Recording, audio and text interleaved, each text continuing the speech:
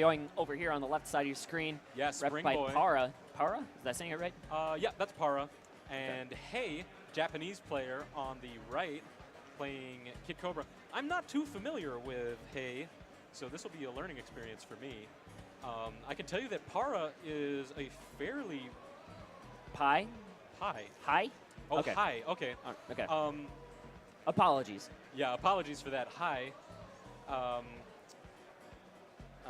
Yeah, Para has been a fairly recent addition to the ARMS competitive scene.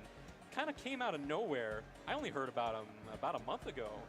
You know, I was in some Discords and people are saying, you know, this Para guy, one of the best Springman players out there. And I was like, I haven't heard of this guy. Right. Turns out he's been playing offline for ages and, you know, just like against CPUs and his friends and whatever.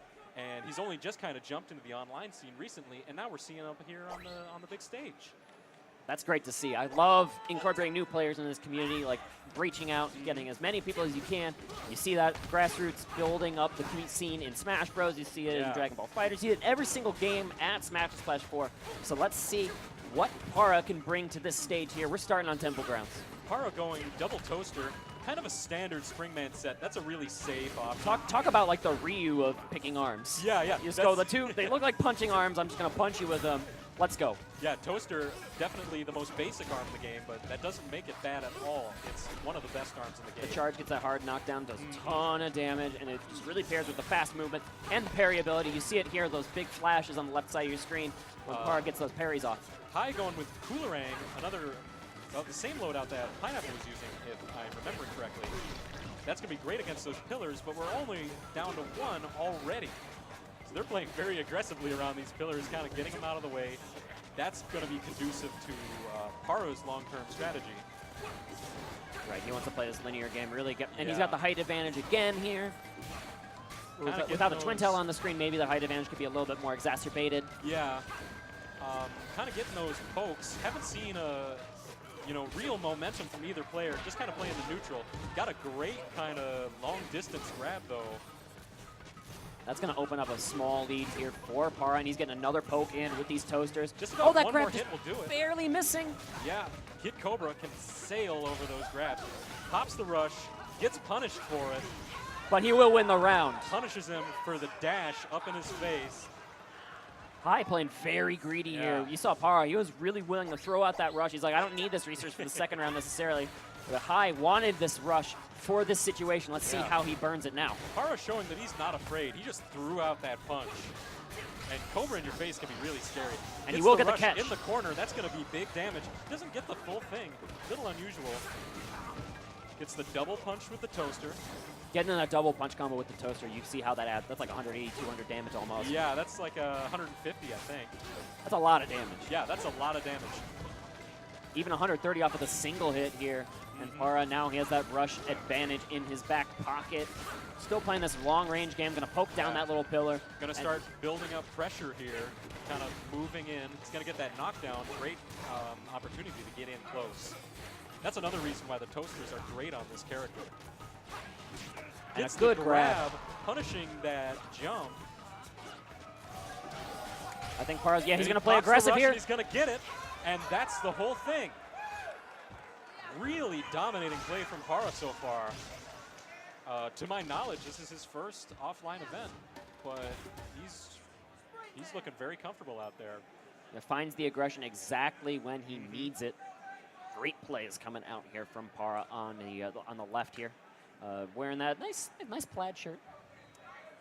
Looking spiffy. Yeah, he's looking good. He's got the lay; it matches his shirt color. I wonder if that was intentional or not. We got some translation helping out here with the TOs. And for the counter picking. I'll be interested to see what stage that Hey will want to go for. What kind of stages do you think Kid Cobra really likes to be on? We saw he can use like the curvature arms on the DNA lab. Yeah, or places like that. But we haven't seen actually too many of like Via Dolce or Scrapyard as the counter picks. Yeah, we haven't been seeing a lot of the counter pick stages. I think Cobra is comfortable on just about every stage in the game. Pillars will be conducive to that Coolerang and the Slapamander, actually. Or is that the Slamamander? That's the Slamamander. I think it is the Slamamander. Yeah, I always get those mixed up. They're very similar names. Yeah, I'll be interested to see what stage he chooses. DNA Lab, great choice for that. You know, he has 2 curved arms in his loadout, so he has his choice of options to move around those pillars. Springman, sticking with the toasters. yeah, depending on the player, DNA Lab might not be the best stage because you can hide behind those pillars and it really puts a stop to his aggression.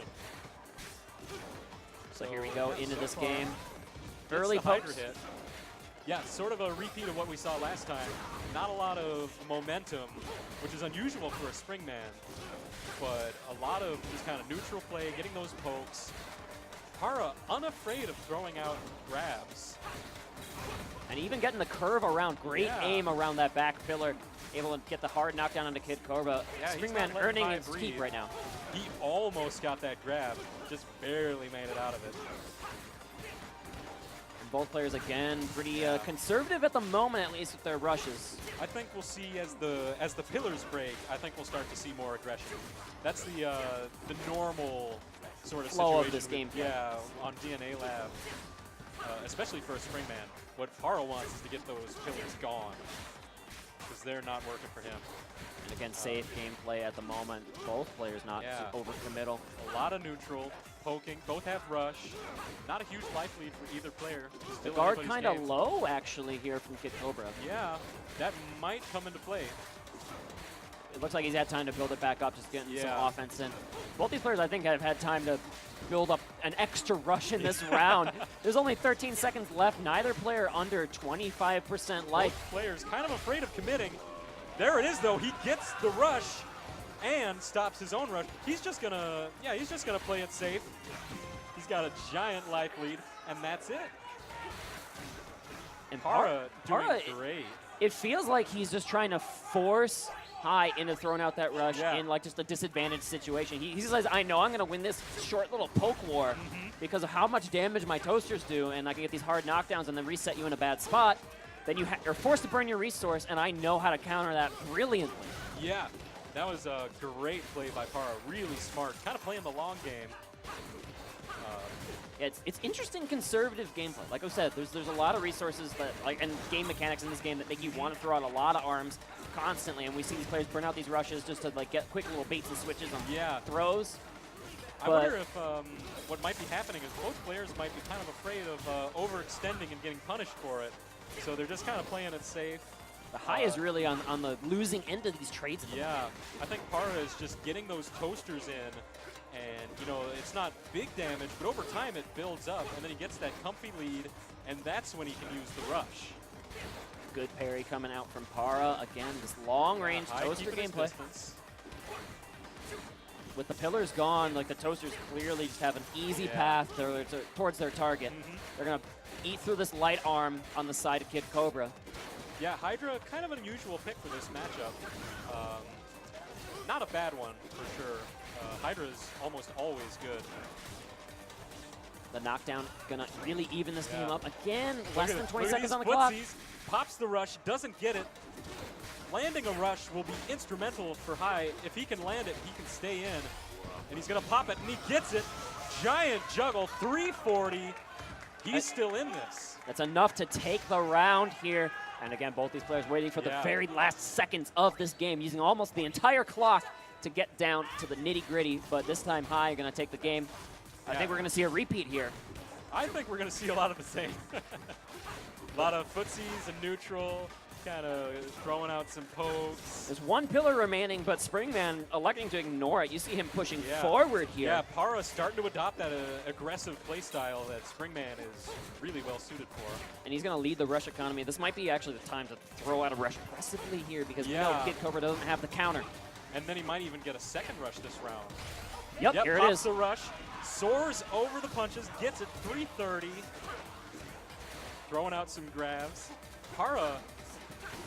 Close to his own rush, but he's still quite behind, especially as more of these lingering toaster hits land. High at a pretty sizable life disadvantage. I wouldn't count him out, but it's not looking good for him. He's got to make a big play He happen, gets but the that grab's enough. Is that it? Just barely enough to get the KO. Is that a 2-0? That's a 2-0. That's a 2-0. Against a Japanese player. So kind of breaking tradition so far. Para looking very clean. Like you said, Yeah.